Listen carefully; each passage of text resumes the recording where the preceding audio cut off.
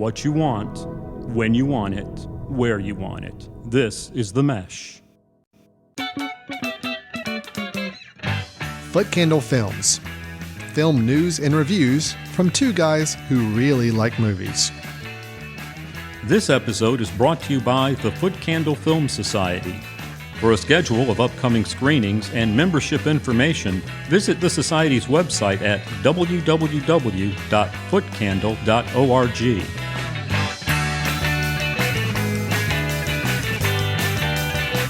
Hello, everyone, and welcome to Foot Candle Films here on the Mesh.tv podcast network. My name is Alan Jackson, co-director, co-founder of the Foot Candle Film Society and the annual Foot Candle Film Festival. With me across the table, the other in that co-director and co-founder, Chris Fry. Chris, how you doing? I am doing well. I am excited to talk, as always, about movies. Specifically, one of the movies on this show was one of my top 10 anticipated movies for 2022. And we're definitely going to address that level of anticipation. I'm very curious to ask about this, but what Chris is alluding to is, yes, that we're going to be talking about two movies. We're going to be giving reviews of two recent releases. We'll be discussing the film by the Daniels, Everything, Everywhere, All at Once, starring Michelle Yeoh. Yes. Sorry. A gymnast could have fit in very easily into this episode. I can't believe I just into that movie. Oh my gosh. Yes, Michelle Yeoh starring in that film. And then we'll also be reviewing the film Apollo 10.5, which is by director Richard Linklater, a Netflix exclusive movie. Where Everything Everywhere All at Once is gone to movie theaters. So we're getting a little bit of a variety of different formats of films for you today. So we'll be reviewing both of those films in a moment. After the reviews, we'll have some news items to share with you. I think we'll talk a little bit about the Cannes Film Festival, all the assorted films that we'll be showing at that festival. We have a little bit of a trailer tapas, which is our little moment where we like to give a little taste of a trailer for a film and give our thoughts on what we're seeing. And then, Chris, I believe you said that you're going to be presenting to us your quote this morning was a crappy idea for a new movie. Yeah, kind of a take. We have a segment that we often do called "This sounds like it could be good." Mm-hmm. This is, whoa, that sounds bad. Yeah, whoa, this does not sound good at all. Kind of an alternate take on that. All segment. right, so we'll talk about what that crappy idea is that you are going to share with us here. That you've heard about in a little bit.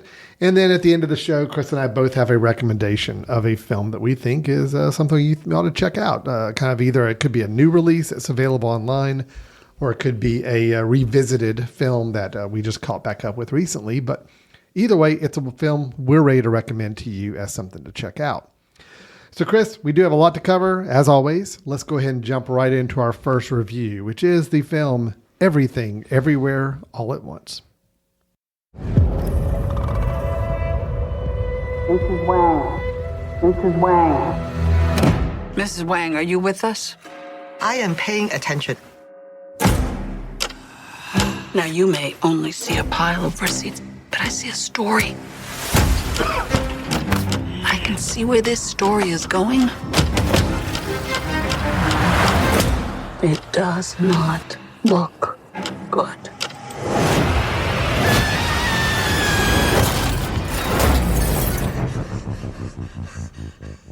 Chris, in Everything Everywhere All at Once, we have the story of an aging Chinese immigrant who gets swept up in a, let's just say, insane adventure where she is charged with saving the world by exploring other universes, connecting with the lives that she could have led. Kind of a multiverse situation for those people very versed in the superhero world.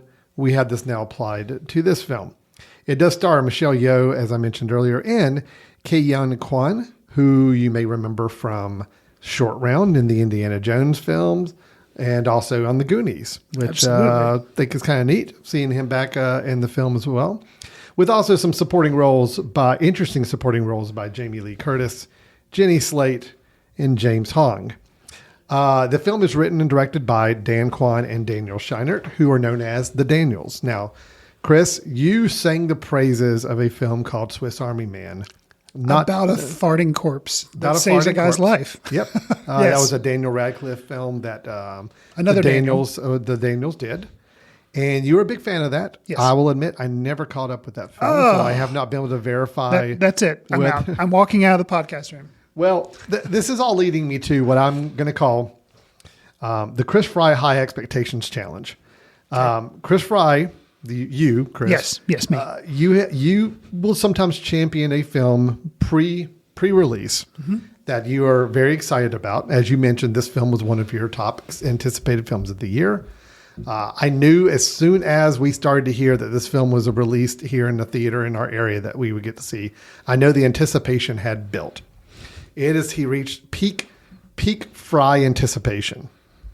Now, Chris, I will remind you, we've had many, many instances over our show history where you have gone in with the Fry high level anticipation and only to find yourself dashed by the film itself when you actually get to see it. We've commented on that. Oh, yeah. We've documented. There's audio recordings of this happening. It's why I try to sometimes avoid movie trailers unless I see them in the theater, because that way it can help me not get excited. Yeah, that's again. correct. So my question to you is, does Everything Everywhere All at Once, as excited as you were for this film, does it meet the Chris Fry High Expectation Challenge level, or did it fall short in your mind, and why?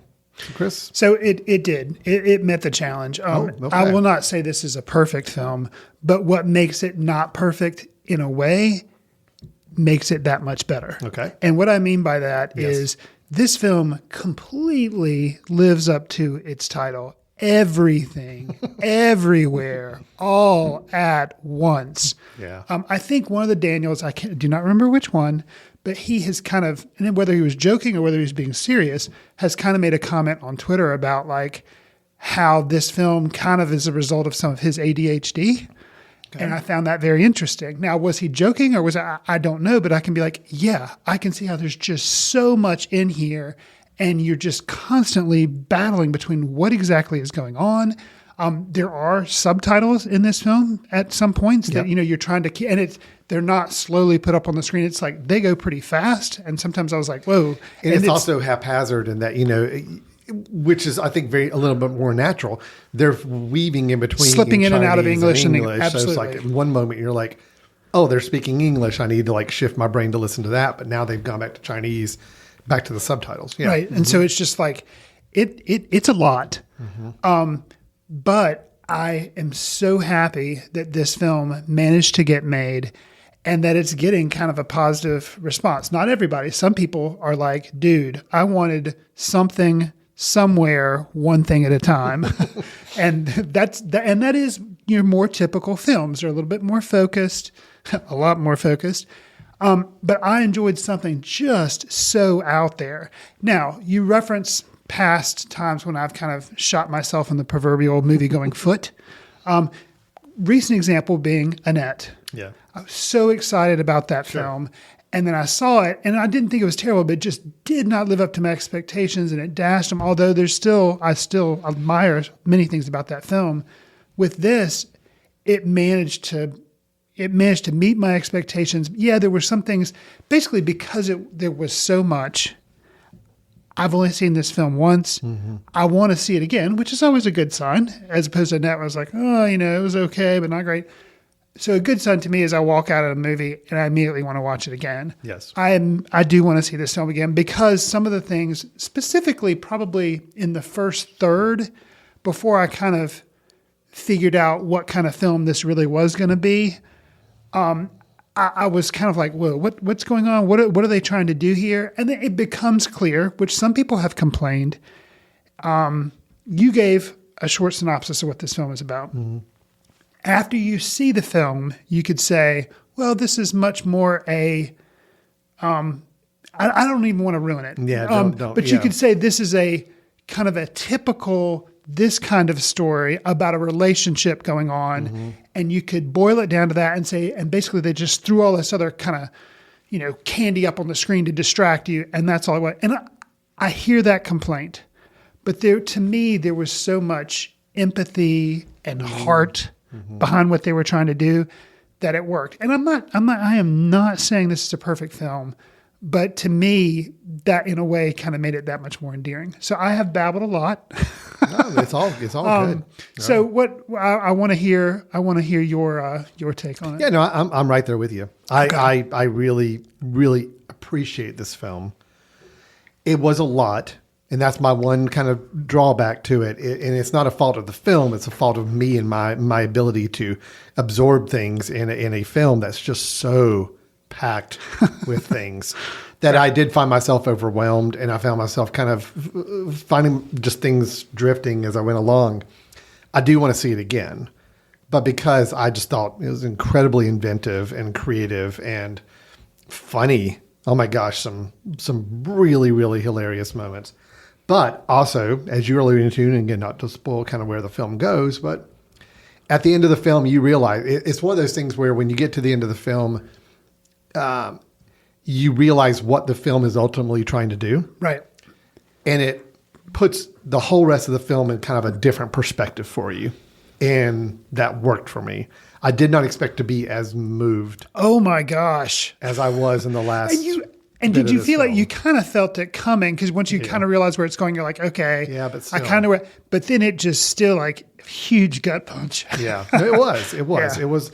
And I mean, and I think it's a credit to the film in that it boils the film down to its simplest. For a film that's so complex and chock full of things, to still in that last 10 minutes boil it down to a very, very simple thing. Yeah. And it be impactful and still work. Was great. And, even again, I will do this without spoiling, but even getting to like the coda of the film, kind of the epilogue where, you've had this kind of big conclusion and then there's just a nice kind of where we are now and where all the characters are. And normally I hate those. Without It's like- spoiling anything, just to, I'm sure I'm clear what you're talking about. The film kind of, in a way, divides itself between an everything sequence and everywhere sequence, and then kind of, I think the one you're talking about is the all at once. Yeah, sequence. it's basically like okay. the little kind of, It is you've a had coda. your climax Right, and now right. it's like, okay, this is where we are now. And normally I hate those in films because it's like, oh, let's just tidy up all the little bows and show everybody where they are in their life. But here I'm like, no, I wanted to see this. And it was great. It was just, yes, this is like what I wanted to see. This is what you wanted out for this group of characters by the end of the film. So to be as impactful as it was at the end, I'll admit about, halfway through the film, I'm just like, okay, so this film is just going to be over the top scenes and moments and just absurdist humor and absurdist sci-fi work and some really interesting fight sequences. Okay, cool. I'm with it. I'm good for that. Right. Did not expect it to go where it did at the end. And I was very happy when it did because it made the entire film a much more complete experience, I think. So yes, we can talk more specifics, but Okay. yeah, that's where I fell on this as well. Well, good. I always like to hear people getting enjoyment out of films. So it's good if, it's fine if people don't, because then that's an interesting dialogue you can have. But I'm glad that you enjoyed the film. I did. There were moments I'm questioning early on, like whether I was going to enjoy it or not. Gotcha. Because it takes a while to figure out what kind of film it is. Yeah. But once I think I got it figured out, and definitely by the time we got to the end, yeah, I'm sold. So let's talk some specifics about the film. Sure. Michelle Yeoh. Oh, wow. Basically, this is her film. I mean, she's in just about every moment of the film, and obviously she gets to have some fun with this role in that she is playing a character, Evelyn Wang, but because, as I did mention in the setup, I mean, there are multiple universes involved. She gets to really play some really interesting, fun parts along the way, both physical role and dialogue and acting role. I mean, I thought she was great. So, your thoughts on her? Okay, I realized this movie came out late March. Here we are. We're recording this on April 14th. It's only been widely released for about a week or so. I know. It's early. Everybody's fed up of talking about the Oscars. Don't really want to hear anything until November, December of next year.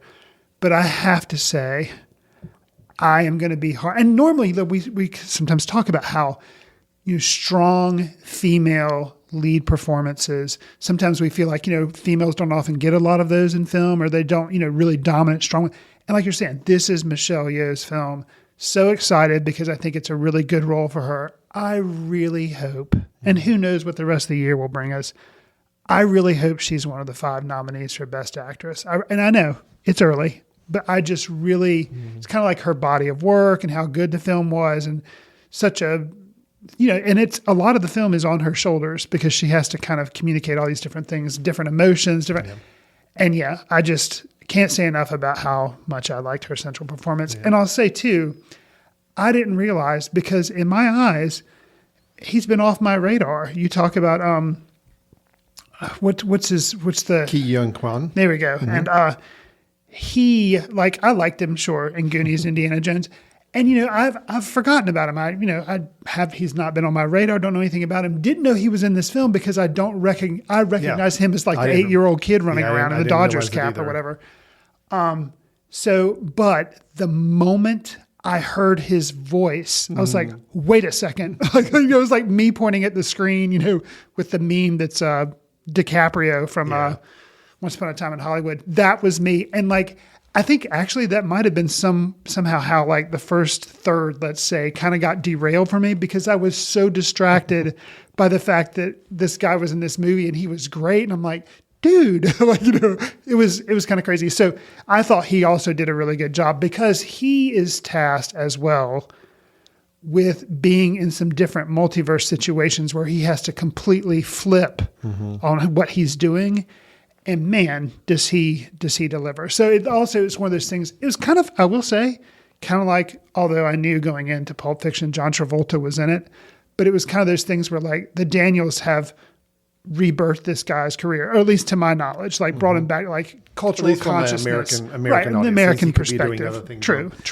I'm not familiar with what else he's been doing. But, neither am I. But I was just so happy that he is in this film and was as good as he was.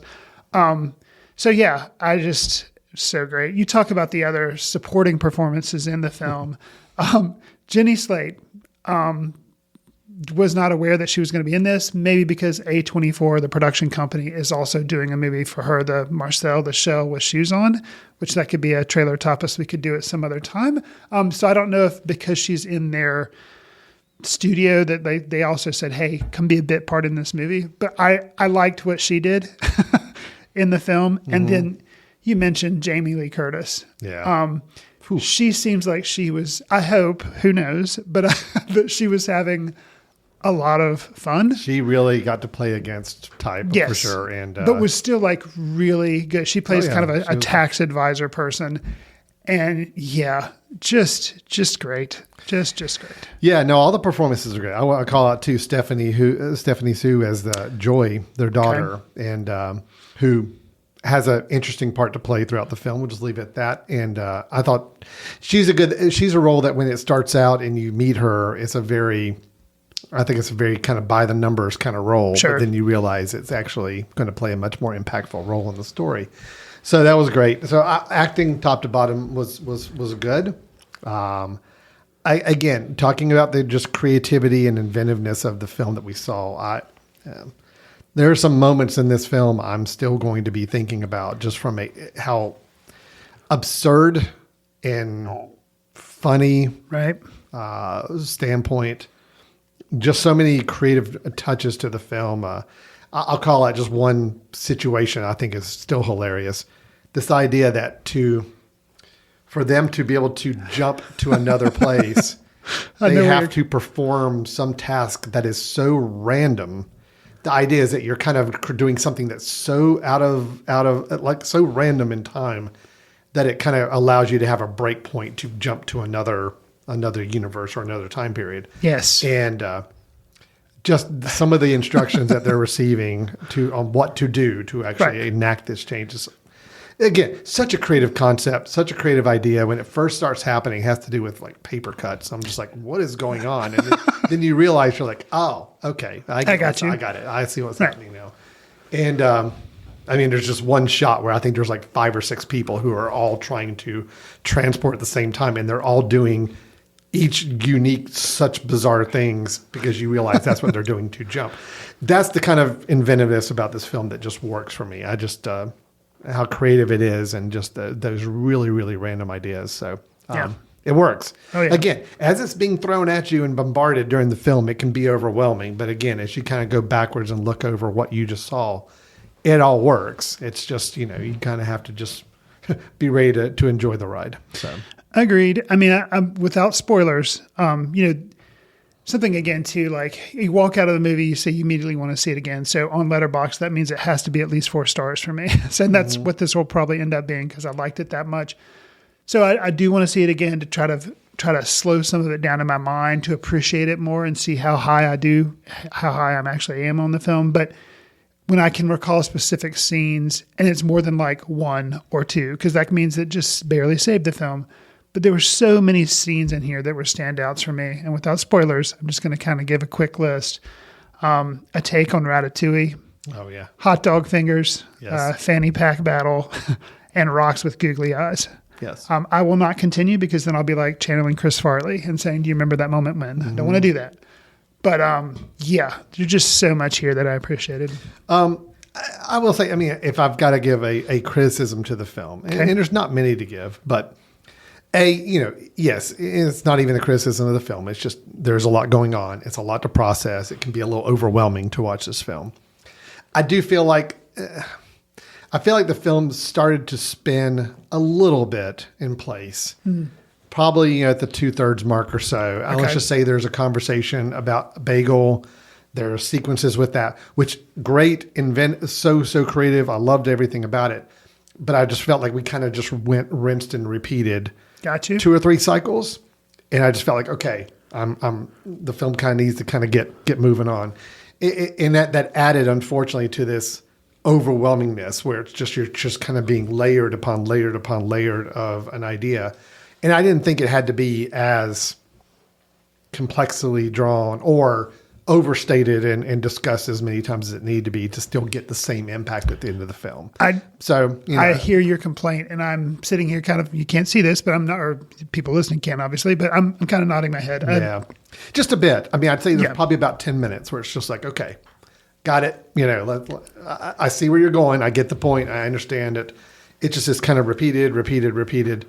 And otherwise, I don't really have any fault with the film. I really just feel like it maybe just went a little long and got a little overwrought with itself before it got to its climax. But again, that climax, the ending was just so well done and so good that I kind of have forgiven it by that point. And I'm I think you and I are.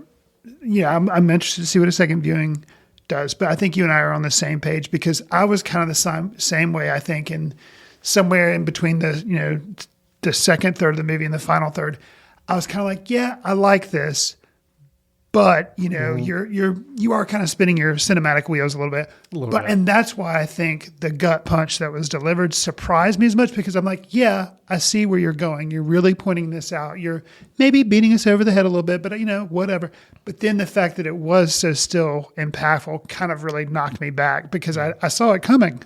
Yeah. So So I want to give it another view, but I can see that criticism. Yeah, that's my one holdback from it. Just to say that I think it's again, not a perfect film, but I think I'm always going to give a film credit when it throws new ideas on the table and presents them in new ways. And this film absolutely did that. So I'm on board with that. Just has enough unique, interesting elements to make this a must see in my book. So sure. Great. Anything else you want to call out? I mean, I'm no, and I guess because this is a smaller film. I mean, it was put out by A24, but that doesn't mean anything because they're getting more and more name recognition as a production company, a distribution company. But this is in theaters. I don't know how long it's going to be there. If you like independent film, I mean, still this is kind of a bigger budget, I guess, but support this film. Go out and see it in the theaters if you feel safe doing so, because I think kind of the spectacle up on the big screen is nice to see. So yeah, that would be just kind of my end note. If this sounds like it's in your wheelhouse, try to see it in the theater if you can. To support more, kind of original non-tentpole movies. So, can I just throw out one quick thing, just because I'm an Indiana Jones fan. I'm a Goonies fan. So of course, having Ke Quan in the film was really kind of nice. And the filmmakers knew that because they did throw in a couple of moments that were very much a callback to Short Round. Okay. There's one moment in particular, and I got verification on this. I wanted to make sure I wasn't imagining it, where he yells at Evelyn to snap out of it, which is, he absolutely does with Indiana Jones and Temple of Doom. Yeah, And even the absolutely. fact that he uses he has kind of a fanny pack in his. It's kind of like a whip. Well, there's that, but it's also Gadget or Data Oh, yeah. from the Goonies. From the kinda Goonies. True. Had true. his whole deal as well. Anyway, Wow. I think they were very aware of what they were doing. And reading on this while you were closing up there, this was his first major role in 20 years. Wow. So it's been And a that's while. just, to me, that's awesome. You talk Yeah. about Hollywood love of movies. There you go, right there. You know, like, come on, Academy. Remember him. Remember him and Michelle Yeoh. Come It would be nice. Oscar time. It would be nice. All right. Well, that is Everything Everywhere All at Once. Both Chris and I are very, very positive on the film. Definitely think it's worth checking out. And but unique, a lot to absorb. Just be prepared going into it. You're going to get a lot thrown at you in a 2 hour running time, but quite a rewarding experience at the end of the day. All right, Chris, let's flip over and talk about our other film, a Netflix exclusive directed by Richard Linklater. It is Apollo 10.5. Where's our kid?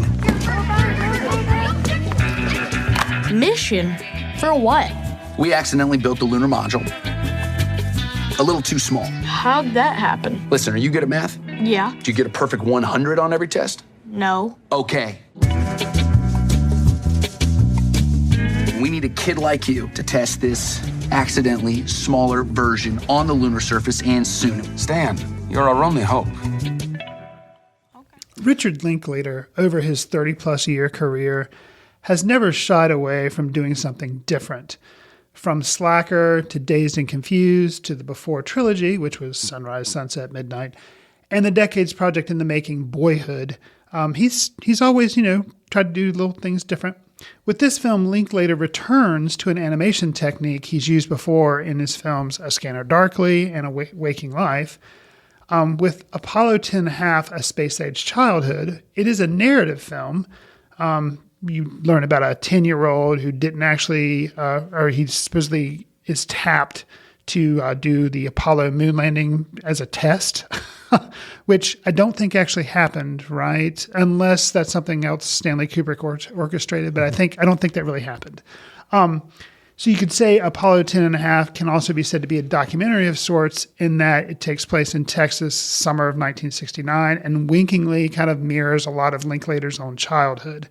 So you have this pseudo-narrative, pseudo-documentary, has rotoscoped animation, which is that technique. Alan, did this hybrid of a film work for you, or did it leave you wishing he'd settled for something a little more simplistic? I don't think it's simply. This film worked for me. Okay. I appreciated it. I do think I think it's important to understand that it is narratively it has two different purposes and angles it's going for, and I think it's really good in one aspect and maybe not as successful in the other. We do have the retelling of Linklater's basically his childhood and Sure. Growing up in the late 60s, early 70s. Right. And I think it's basically you're watching an extended version of the Wonder Years, but all in montage form. It is all just, okay, well, here's the TV shows we were watching at the time. Here's the kind of food we ate. Here's the kind of pranks we played as kids. And it's all stuff. I mean, I'm 8 to 10 years behind Linklater as far as like time-wise on this. I grew up in the mid-70s, so... But I saw enough there to be like, oh yeah, totally remember that. Oh yeah, that worked for me as well. Right. And the fact that it was all rotoscoped animation, it just made it really fun to watch and interesting to watch. So I liked all of that. It is a little jarring as a film to like start in the first 5 minutes and set up this whole premise of what this film's going to be. This whole Apollo 10.5, the idea that a young boy was being drafted to pilot this space mission because they made the module too small for an adult, so they got to use a kid. It just Right. is this kind of funny premise. Sure. But then it just says, all right, just hold on to that. And we're going to now spend almost the next hour just telling you about life growing up in this time period. Right. Yeah, we'll come back to the space thing later. Don't worry about that. That's fine. And really, it was more it seemed like it was just more of a justification for Linklater to do an autobiographical depiction of his life. Right. And once I absorb that and understand that that's what the film was really meant to do and looking at doing, I enjoyed it. Okay. There's nothing profound here. There's nothing like, uniquely creative here other than the rotoscoping animation still is always interesting and fun to watch.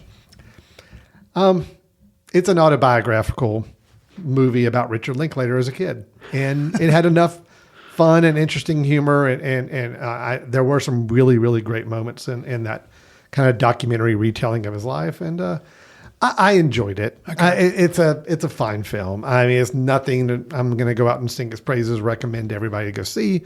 It's a good passable way of 90 minutes of time to watch something kind of interesting. And visually, it's just really always kind of cool to look at. So it's not the strongest positive review for me, but it's worth watching, I guess. So Chris, help me out here. I'm kind of, I don't feel like I'm putting a whole lot of emotion into this either way. Well, so. I think, you and I both struggle whenever we want to feel strongly about a film either way because that makes the reviews more interesting. And you're giving me it's fun. Yeah, I mean, it's fine. And yeah. I think I like this film more than you did. Okay.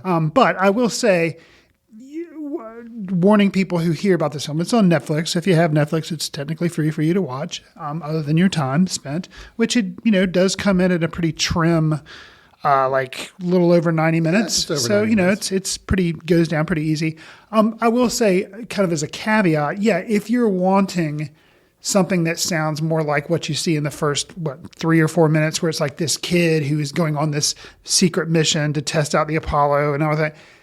You're not going to really get that. No. So if that's what you're wanting, or if you think your children might enjoy it because it's more of like this fantasy of a kid actually being the first person to land on the moon, then it's not going to be that. So don't get yourself excited about that because that's not really what the film's interested in. I actually think that's a little bit of a shame of marketing of this film because again, when I saw the marketing for it seemed like it's pitching it as a kind of a, hey, it's good for family. It's, we're going to show about a kid who gets drafted in the space program and, it's kind of fun, fantastical story and all that. And I think getting into this is like, okay, that's not what you're going to get. No. And it's not really even geared towards kids. It's geared towards us and a little older. Sure. From the nostalgia standpoint. That's Absolutely. really what this film is for. And I think, I kind of knew a little bit of that going in because I'd heard some early reviews because this premiered at South by Southwest, which in Texas, perfect place for it to premiere. So I'd heard a little bit of that blowback. Some people who really loved it, and then some people were like, minor Linklater, there's nothing. Why does he bother even putting the space program stuff in there? And I liked it. I can see that critique, but there was the nostalgia of his childhood, which, like you're saying, is a little removed from mine, but close enough that I was still nostalgic about things. It still worked for me. I can see the critique as well, that this is nothing more than a rotoscope animated Wonder Years episode that's extended. But I liked Wonder Years when it was on TV. I don't see that as a complaint. I see that as just like, cool. Right. I think if this film had come out in 2020 on Netflix when we were all stuck at home, I think people would just be going bananas about this because it was kind of like, looking back and, it was kind of comfort food. I can see it being kind of cinematic comfort food. So I liked it for that reason. So I'll tell you though, I think it's going to be tough. It's tough to get an audience for this film. Linklater was born in 1960. So he is 12 years older than me. Okay. Which it tracks about right because even the TV shows he's commenting on watching and all that. I remember seeing mostly his reruns, sure. But I still remember watching all of them and seeing them. Right. It worked for me barely because I had enough connections to a lot of the things I'm seeing, and I felt a lot of the nostalgia that he was kind of sharing. Much younger than me. I'm saying they're like 10 years younger than us. I don't know if there's a lot to grab a hold of. It's going to be just kind of tough, like you're watching a documentary about a time period, and there's no real point to it. It's not like it's trying to share anything profound with you. It's just, no, here's what our life was like. I think it's going to be interesting. I can't imagine a lot of people much younger than us getting a lot of enjoyment out of it or entertainment out of it. I can see that. And then of course there's us and people in the generation above us. I think absolutely there's a lot they could glean from it. So just it's an interesting choice of a film. Choice of a film to make that has, I think, a very limited audience for better or for worse. Well, you know? and what I admire, I mean, I liked it and I admire several things, but one of the things that I like about it is that instead of just doing a straightforward documentary, Yeah. I think we've seen enough about that wouldn't be interesting. Or rather than just doing kind of a vanity piece about your childhood and using real life actors, but not making it rotoscope animated, that wouldn't have been interesting to me. So I think he threw in enough things because it has, granted, I do think it is shortchanged, but the kid fantasy element of the moon landing, like throwing that in as kind of a random thing, I thought was interesting. Making it rotoscope animated, I thought was interesting. So that kept me engaged. But overall, yeah, it's a lighter film of his, but I really appreciate him just doing what he wants. And I think in this, he tweaked the biopic, I guess you could say, or he tweaked what he was doing enough that it kept me engaged. I'll say too, something that helped me and really pulled me along was the casting of this. Yeah. Jack Black's narration voiceover, I thought was just perfect. He's worked with Black before in School of Rock and Bernie. And, some people, they find Jack Black kind of irritating because he can be over the top sometimes. But narration in general, especially if it's overused, can irk me.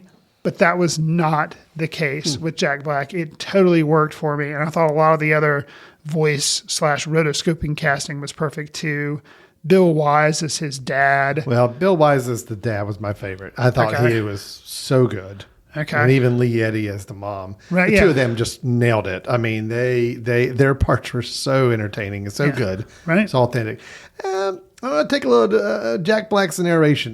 Didn't work for you, huh? Didn't work for me as much, only because it just seemed like Jack Black was reading a lot of things when he had to specifically mention certain shows or titles or names or programs. It was that same Jack Black inflection on certain words. And I never really bought that he was really into it as much. That's just the tone I got from it. Okay. So I did not think his narration worked as well. I was not the biggest fan of it, but all the other voice work was great. Everything, all the family members were just so good, so natural, so authentic. But I will call out Bill Wise as the dad. I thought he was my favorite. I thought he was just such a good character. So I'll say, just kind of wrapping up some of my feelings about it, kind of as I mentioned in the previous review, a lot of times if I can walk away with scenes, more than just one scene or something that worked for me, then that lets me know, yes, I did like this movie. The laundry listing of old TV shows, yeah, I did like how that was done. You mentioned it's a lot of stuff you've already mentioned. The imaginative use by his mom of leftovers, that sequence, so identify with that. Yes. So I really like that. And then this is done in two different ways. Which there again, I think, if you hate nostalgia, some people call it nostalgia porn, don't watch this film because that's what this is. That's all it is. If you don't like nostalgia stuff used to evoke it, don't watch this because that's what it is. It worked for me in this instance though. Used in two different instances, and I can relate to it because I used to do it too. Gathering of the family around the TV. They do it twice in this, they make a point of showing the movie Wizard of Oz. And then they do it again for the moon landing. And just showing families gathering. And, he's got a lot of siblings and the varying interest levels between the different siblings and their interactions with the parents. Some of the things that he's got an older sister that is very much, a feminist, kind of thinking forward. And her kind of conversations back and forth with both the mother and the father, just good stuff. And I really like, those were moments and there are others, but those were moments that really stood out to me that I liked. Yeah. No, it had a lot of great moments. Again, there's no real story from the broader sense. There is a setup of a story and then there's a conclusion of that story, but everything in between is just nostalgia filler. Nostalgia. Yeah. And as long as you enjoy that, you get a lot of enjoyment out of the film. If that's not up your alley, it's a tough watch because it really is. Out of an hour and a half, it is an hour to an hour 15 of nostalgia filler, pretty much. But I will say, done in the rotoscope animation made it to me enjoyable to watch, just because it was just a unique way of seeing this. And there were enough moments along the way that were genuinely very, very good. either very humorous or very poignant or whatever it may be. And also all very real. That's the thing too. Everything except for the whole premise, the bookend premise of the kid being drafted by the space program. Everything else, yes, it's real. You feel it, you see it. And if you lived it all during that time period, I think it means that much more to you as well. So, Sure. Yeah, I will say it's a fine film. It is definitely not. It's not any kind of profound Linklater work. It is. I will say, yeah, sure, it's minor work of his, but it's good minor work. It's good, enjoyable. The last couple of films he's done, Where'd You Go, Bernadette? That was the one with who was the actress in it? Big actress. Yeah, and her name is Cate Blanchett. Yes, thank you. Didn't do anything. I don't Right. think anybody really got a lot out of that film. He did that film Last Flag Flying, which again didn't really get a lot of attention. So I kind of like him doing something a little more inventive and creative and something a little more personal, which it seems like this film obviously was. So that is Apollo 10.5. It is on Netflix, so it's something you can go check out right now and see if you have a Netflix subscription. And we'd love to hear your thoughts. If you see it and have any agreements, disagreements with the things we said, feel free to let us know. We'll give you some information at the end of the show how you can reach out to us. All right, Chris. So that's our 2 reviews. Let's go ahead and take a quick break. And when we come back, we're going to do our news section, which will include a trailer tapas. It'll include a "this movie sounds bad" idea. And also talk a little Cannes Film Festival. And then we'll have our recommendations for the episode as well. Films we think you ought to check out. So stay tuned. You're listening to Foot Candle Films right here on themesh.tv. This podcast is sponsored by Jackson Creative, a custom communication agency located in downtown Hickory, North Carolina, specializing in online content creation. To learn more, visit thejacksoncreative.com. Jackson Creative, we tell your story. Welcome back to Foot Candle Films here on themesh.tv. Chris and I finished up with our reviews of Everything Everywhere All at Once, both very positive on that film, as well as the reviews of Apollo 10.5. Also positive, a little more to the lukewarm side for me, but still worth watching. Both films we think have some value and were maybe worth your time. But let's move into talking future projects. So we've talked about 2 films that are already out in theaters. Now we're going to shift and talk about some things happening in due time in the film community. Most notably right now, and just in the last couple of days, we got this information. We're talking about the Cannes Film Festival. Chris, normally the Cannes Film Festival is like, you get some of your, not necessarily the bigger films, but the ones that might be our precursors to where we're going to be talking big recognition, award recognition for films later in the year. Right. Typically, Cannes is where those start to get premiered. It has not traditionally been known as a place where big blockbusters are going to premiere. Although that may change a little bit. It has changed. I think last year I forgot what film it was last year. Was it Fast and Furious 9? It might have been at the Cannes Film Festival, which is kind of crazy. Which is nuts. This year, maybe didn't go quite that far with it, but there is a big lineup of films they've announced for the Cannes Film Festival. Some big tentpole movies, and some just by some interesting directors that we'd love to see the next film from. So let me kind of hit some highlights, and Chris, I want to get your thoughts, and you chime in with anything you've heard of that I don't address here. Okay. I know that 2 of the quote big films that will be premiering at the Cannes Film Festival are going to be the film Elvis, which we have talked about, and we actually played the trailer for, I think, an episode or 2 ago from Baz Luhrmann. Mm-hmm. You and I both very excited about that film. Yes. That trailer has completely sold me. I'm looking forward to that film. So it will be playing at the Cannes Film Festival. And then we also have a certain little small film that I don't know if anybody's heard of. I don't know if I'm excited about it or not, called Top Gun Maverick. And of course, I'm being sarcastic. I'm extremely excited about this film. But Top Gun is going to be playing the Cannes Film Festival. So Chris, come on. That's got to add some legitimacy to this film now. Are you not excited to see this film now? No. Oh, man. No. Okay. I look forward to our review of it because you talk about expectations and everything. I'm assuming you're really looking forward to it. You seem to be excited about it.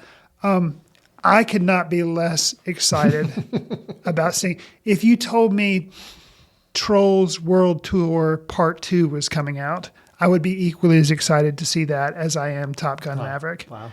So I will see it because we're critics. We review things on the show, and I'm just really curious if it will entertain me at all. Okay. Well, we will find out come Memorial Day, because that's when we, the general public, get to enjoy this film. Gotcha. Cannes Film Festival. You're not going to attendees- Cannes? I'm not going to Cannes, Okay. but Cannes will be from May 17th through 28th. So they said the Top Gun Maverick's going to be the second day of the festival, so that would be, I guess, the 18th, a good week before its premiere in theaters across the country. Gotcha. So those are kind of the two bigger films, but there's a lot of other films by some really great directors that we're going to be looking forward to. So we have new films from George Miller. The film is 3,000 Years of Longing. Help me remember. Do you know George anything about Miller, this that's film? Mad Max Fury That's Road Mad guy. Max. Yeah. Yeah. Mhm. Did all the Mad Max So, films. but this isn't the Furiosa film that No. he's doing. No, this is something 3,000 Years of Longing. I know Okay. nothing about the film. different. Okay, Are you- interested. Yeah. I know nothing about it, but I am interested to see him do something, especially if it's not the Furiosa follow-up that he is doing. I think the Furioso follow-up is just called Furioso. Okay. 3,000 Years of Longing is, I'm pulling it up right now, I will tell you, it is an upcoming epic fantasy romance film written and directed by George Miller, and it appears to star Idris Elba and Tilda Swinton. Oh wow. Okay. Yeah. I am very curious. He's a visual stylist that his films are interesting because Mad Max Fury Road. Yeah, I liked it, but I haven't revisited. Not that it was a bad film, just not But he makes films that are big blockbuster type things that are interesting to watch on the big screen. So yeah, I'm curious.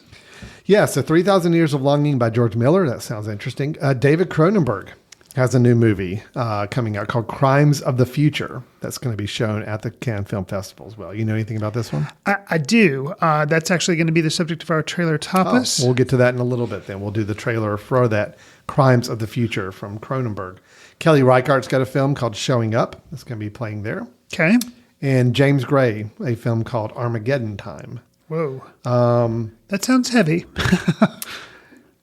Let's see. Okay, I'm reading this. This is news flash for me, so just kind of bear with me. I'm reading as we go. It says Michael Hanekes' final cut, which had originally been selected for Sundance but was pulled after that festival went virtual, is now going to be playing here. Okay.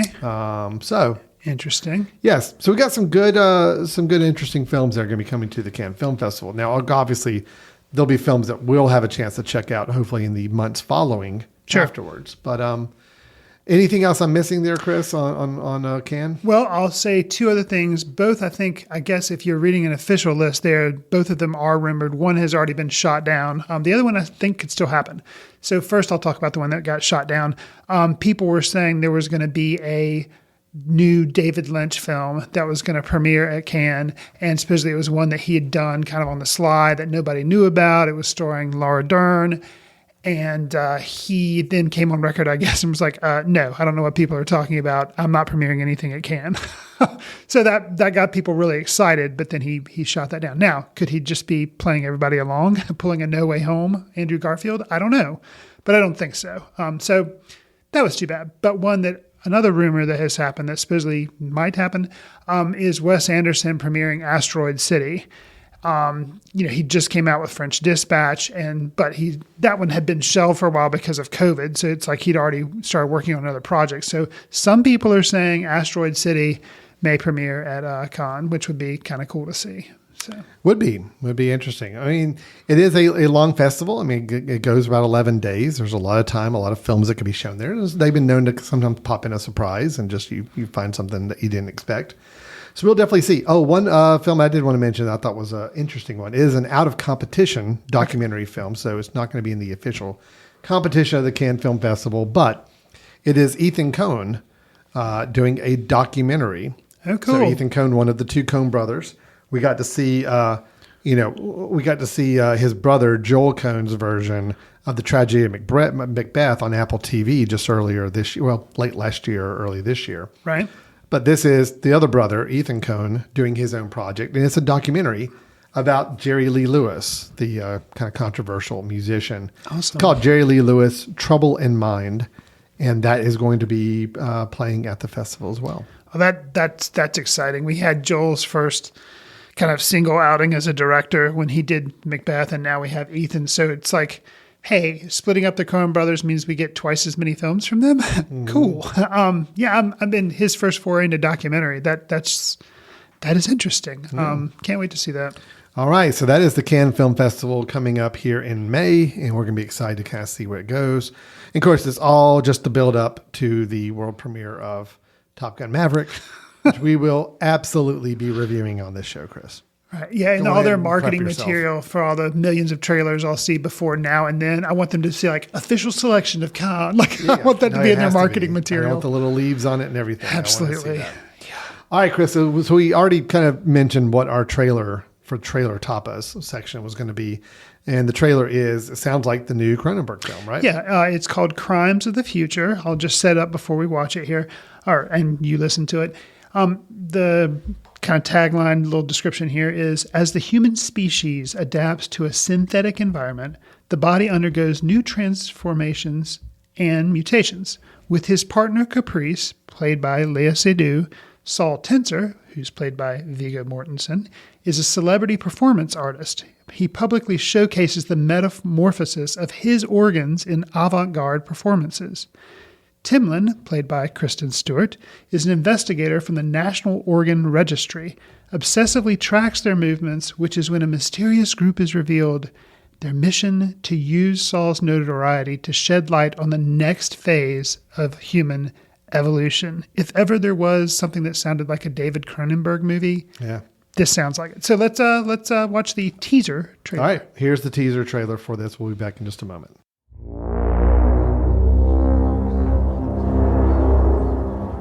It is time to stop seeing.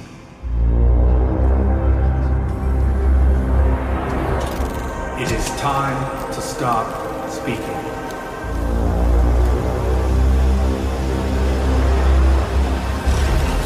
It is time to listen. Okay, well, there we go. That was a not the most audibly interesting trailer, so I'm sure people just listening on the audio, of course, are not getting a lot out of it. But I'll just suffice it to say, Cronenberg, known for a lot of films in his past with a lot of body horror, and seems to be definitely at play again here. I can already tell some very uncomfortable scenes. I'm already squirming just watching the trailer. Yeah. So, but it does look to be kind of I don't know. I mean, what was the tone of the film? What could you pick up from that? Is it a little bit of a thriller, a little bit of a mystery? I think it's thriller, mystery, and like just horror. Yeah. I mean, it just looks like a lot of really weird stuff going on. And, the description I kind of gave it beforehand, like, yeah, this is going to be David Cronenberg. He's done things like Naked Lunch, The Fly. So he does some really bizarre. He did History of Violence, which was with Viggo Mortensen, so they're working together again. But it's just. I think this is going to be a weird movie, probably a little tough to watch at times. But I'm interested because of Viggo Mortensen, Lea Seydoux, and Kristen Stewart. I like all three of them, so he's got some really big names. I'm curious about it. It does look like it may be a bit of a tough watch, but I'm curious. I can see that. So. All right. Well, I will see it, but I'm already not looking forward to it. So Sure. I think it's going to be a tough, interesting watch. Okay, Chris. So we kind of teased earlier on that you've got a news item to share that you think is a bad idea for a movie. Yes. So I'd like to hear what this bad idea for a movie you've heard announced is. So, and we've had things like Trolls made into a movie. The little, things had the little toys that were been around forever, and that was made into a movie. And you're like, okay. A ride at Disney World now too, both Jungle Cruise, Pirates of the Caribbean. Rides have been made into movies with various degrees of success. Obviously, Pirates of the Caribbean had a whole franchise. So, Alan, you're an investor. Okay. Does this sound like something that you would invest money in? All right. Proceed. Okay. The Spirit of Halloween store chain is getting its own horror movie. How does that strike you? Now, I will say, The Spirit of Halloween, just for those, I don't know if that's a national chain I or think it is. Okay. So it's those Halloween stores that just kind of like pop up. Yes. You know, like the couple months leading up to Halloween. Yes. Take over an abandoned store, kind of move all the Halloween junk in there, and then just overloaded with costumes and yard decorations and everything Halloween related. And then they skip out of town. They're gone. Okay. Yes. So you're saying that's going to be its own horror movie. It is centered around the spirit of, the movie is called Spirit Halloween. That's the name of the movie. Christopher Lloyd is attached to the film. Okay. He of Back to the Future franchise. Right. You know, so Christopher Lloyd's supposed to be in it. It is directed. It's the feature directorial debut of filmmaker David Pogue. So production has already wrapped.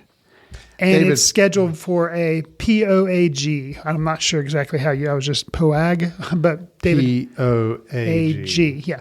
And production has already wrapped, and it's scheduled for an October 2022 release, which that actually does make sense to release a Halloween film called Spirit of Halloween or Spirit Halloween at Halloween.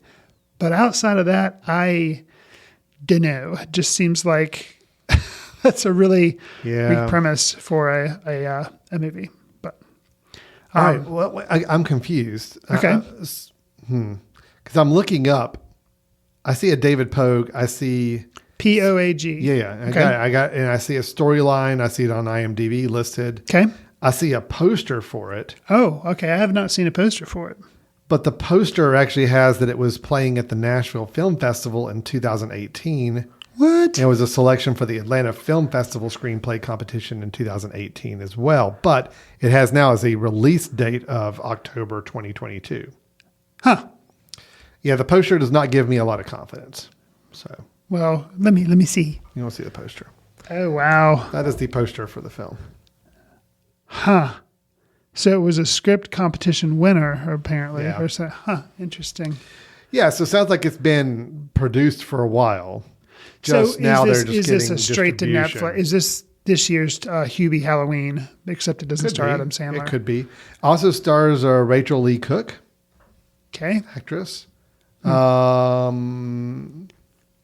all I recognize out of the Gotcha. Marla Gibbs. Marla Gibbs is in it. You remember Marla Gibbs? I remember the name. Marla Gibbs was she was in The Jeffersons. Okay, yes. She was Florence in The Jeffersons, 227, some of those sitcoms. Got you. So yeah, that's the cast we've got. Yeah. It's a film that sounds like it's been done for a few years, like it was playing in film festivals in 2018. Comes out this October. Yeah.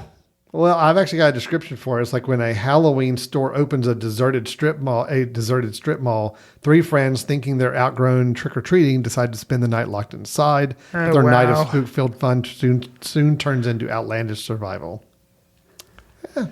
Yeah, You know what? it sounds like a straight to Netflix or straight to Amazon type thing. Maybe it'll be fine. Kid entertainment. It depends on how much fun they have with the actual scaring, and if you're playing a little tongue in cheek with the idea of it being a Spirit of Halloween store or not. Could be. So have something. Christopher Lloyd be like the creepy manager of the store or something. Yeah, I Got can you. see that totally. Got you. All right. Well, look, we will see. Yeah, it does sound like a horrible idea for a movie. But if it's all kid oriented, maybe that would be the thing. You know, it's a kid friendly Halloween. There's so movie. many movies, Chris, that they sound like horrible ideas, and then you actually see the film. It's like, wow, they pulled it off. It was great. Right. So could we have a little one that has kind of a cult following? It's kind of a good kids horror movie, or is this going to be one that nobody sees and nobody pays attention to? We will find out. Sure. No offense to you, Mr. David Pogue. You did your best work on the film, so we will wait to see how it turned out. Okay, cool. So that's our news. Cannes Film Festival talked about the new Cronenberg film and the Spirit of Halloween store getting its own movie. That's never heard of a store getting a movie. As far as I know, where that is a first, I think. Stores or restaurants, I don't think those have ever generated a movie. Yeah. But we have gotten the movies from, like you said, rides and toys and comic books, board of games, course, comic books, all that. Yeah, Battleship and Clue. Yeah, and, but not from a store. Okay, Right. We'll see how that turns out. All right, last part of the episode here. Chris and I both give a recommendation. This can be a film that it has to be available online, and it's either a new film that we got a chance to watch and we want to recommend, or it could be one from the past that we just had recently caught back up with and want to kind of rekindle a recommendation for that. So, Chris, you want to go first and tell us what your recommendation is this week? Sure. So I'm going to recommend a film by Kirsten Johnson. She does documentaries. She made Dick Johnson is Dead, which came out a couple years back. She made this film in 2016, and she has been a camera person, which is the name of this documentary, for quite some time. But in 2016, she took a bunch of footage that she'd shot over years for different directors and different things and kind of stitched it all together. And basically, this is stuff that you haven't seen on screen, kind of some of the behind-the-scene moments of when she was setting up a camera or the interview formal had stopped and she made some comments to the person. You just some really interesting tidbits, and she stitched it together. And I was surprised. I liked Dick Johnson is Dead. I liked it. And I like documentaries, and this one had that kind of unique take on it. It's something that's like years and years of footage that she kind of stitches together and makes a documentary. And it really worked, and I was kind of surprised at how profound some of the moments were of this kind of like found footage. So it's available online. HBO Max is the person streaming it, and then I think you can also probably rent it at places like iTunes or things like that. But Camera Person by Kirsten Johnson, and it came out in 2016. So. Yeah, I've heard a lot of people talking about this film, and I've been kind of curious to go back and check it out. So, now, was that her first documentary? I think it was. Okay. I think, like I said, she's been a camera person, but this, I think, was her first official film that she put out under her own name. Actually, yeah, maybe some other shorts. Apparently, I'm pulling things up, but this was her first official full-length film. Okay, great. So Camera Person by Kirsten Johnson. Yes. Okay. That is Chris's recommendation. My recommendation, Chris, I realize that, it's timely because I'll go ahead and tell you, it's our Foot Candle screening going on right now. It is available online for purchase. It'll be available for rent on April 19th, which I think will be about the time this episode's coming out anyway. And we did not review it on the show before. So it was one of those that just kind of, we both saw this early on, but we did not give a review of the film, I don't believe. Did we review Cyrano? Somehow it slipped by. I don't think we did. I think one of the reasons we didn't was because when you and I'd seen it for end of year Oscar consideration, no one else could really see it. And so we just passed it by. Yeah. But it kind of slipped by. It did not get any real recognition at big award seasons. But I'm here to sing its praises. I've seen it now 3 times. Now, since this is a musical, will you actually sing its praises, Alan? Oh, I'm not going to sing its praises. I'm going to talk through how I sing its praises. Sorry, audience. I tried. His name is Alan Jackson. I thought maybe he would sing it. Dang. No, it is the film Cyrano, directed by Joe Wright. Joe Wright of Sense and Sensibility, Atonement. And he also did The Darkest Hour with Gary Oldman as Winston Churchill a few years ago. This is his musical romance drama telling of the Cyrano de Bergerac story, but starring Peter Dinklage in the role of Cyrano. And then you also have, Haley Bennett as Roxanne. You also have Kelvin Harrison Jr. as Christian, who you might remember from Loose, the film that we reviewed several years ago and both really liked. So Cyrano, I just think is great. It's a true period drama with music interwoven, but what sets it apart a little bit is, to me, Peter Dinklage in the lead role, I think is so good as Cyrano, and I just really love everything he's doing with that role. The music is actually written and composed by members of the band The National, which I'm a fan of that band to begin with. They wrote all the songs and did all the scoring for this movie, and it really works because the songs have a little more contemporary feel to them, but yet they still are very much rooted in the time period we're looking at, and they just work for me very well. Ben Mendelsohn's there as also as kind of the Duke, as the quote villain of the film. It just visually, it's fun to watch. It's I think well acted, well performed. It's got some really nice musical moments in it and performance numbers. I really liked it. I really enjoyed this. There's one standout scene for me in particular that it's a whole wartime scene, kind of prepping for war and people writing letters back to their loved ones. There's a whole song and sequence put together from that I still think is one of my favorite scenes from the last couple of years of film. And so I'm here to sing Cyrano's praises. I think Joe Wright knocked out a pretty good film here, and I'm very happy with it. We're showing it right now. We're showing it again tonight for our grant. I say tonight. By the time you listen to this, it will not be tonight, but it is right now our April film screening for our film society. So, Chris, do you have some thoughts on the film? I know you yeah, I second the recommendation. It's great. My only disappointment is that you didn't indeed sing your praises of the film. But outside of that, no, it's just great. And I was disappointed, as you kind of alluded to, that it didn't get any more Oscar love because, the costumes are amazing. The music in it is amazing. Peter Dinklage, like, having him have a lead role, is awesome. And he does it, he just has no problem. And it was just really nice to see. So, and we reviewed Haley Bennett. She was in a film from a couple of years ago, Swallowed, that was really cool and good and and so to see her do something like this, which is completely different because in that film, that was more of like a thriller versus, I don't know how you would classify Swallowed, definitely a drama. But then to see her do this, which is much more kind of, in some ways, lighthearted, although it does have, other themes in it, but a musical thing, just totally cool to see her switch gears like that. So. And of course, the Cyrano de Bergerac story, in case I realize I didn't really give a synopsis of the film, but it is the idea of you have, a wordsmith, a writer, Cyrano de Bergerac. This is back in the 1600s, I believe. And he obviously, Peter Dinklage, smaller stature person. That's the whole premise of the film, where normally in the original Cyrano de Bergerac, it was Cyrano did not feel like anybody could love him because he had a really large, elongated nose, and that was kind of seen as a way that he could never have the beautiful maiden Roxanne. Here, Peter Dinklage plays a role which makes perfect sense as someone of his in that kind of smaller stature of his body, and it works for the film. I mean, that's the premise, is that he can't see how she would ever love him because of the way he looks, and it just works as a great. He has to coach a young Christian who Roxanne believes is someone she's in love with. He has to coach young Christian to be more a better wordsmith, and by writing letters on behalf of him. So again, if you're not familiar with the story, this is a really interesting retelling of it, based on a more contemporary play version of the story. And I'm a big fan. So again, Cyrano. It is available for rent by the time you're listening to this on all the digital platforms. So, yeah. Cool. All right.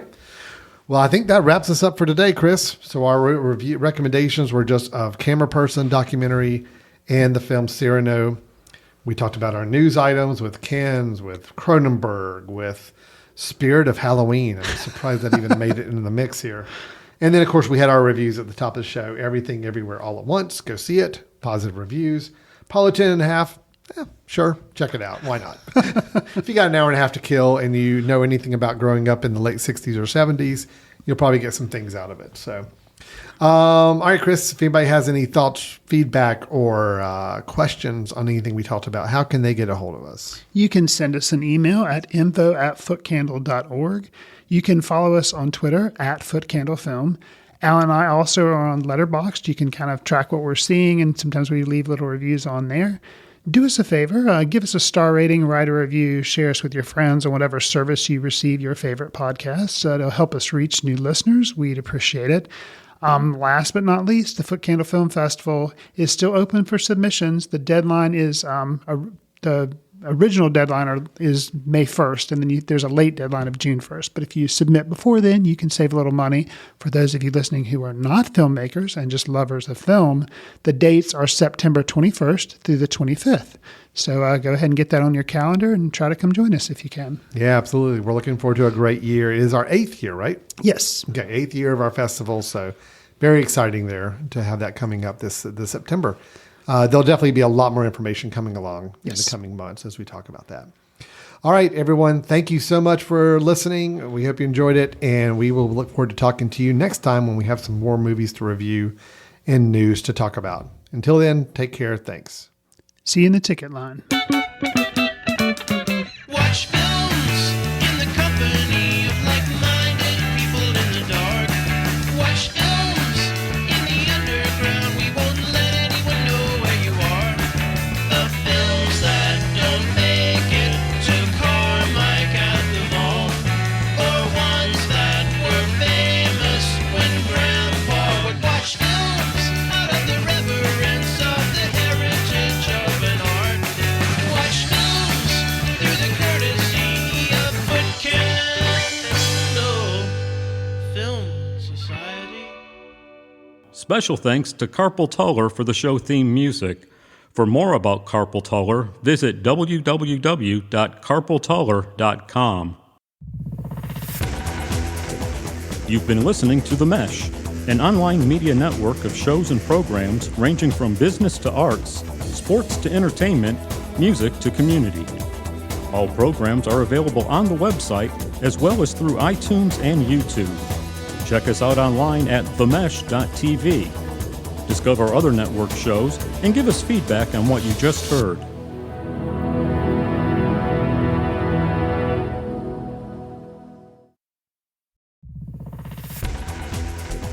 You've been listening to The Mesh, an online media network of shows and programs ranging from business to arts, sports to entertainment, music to community.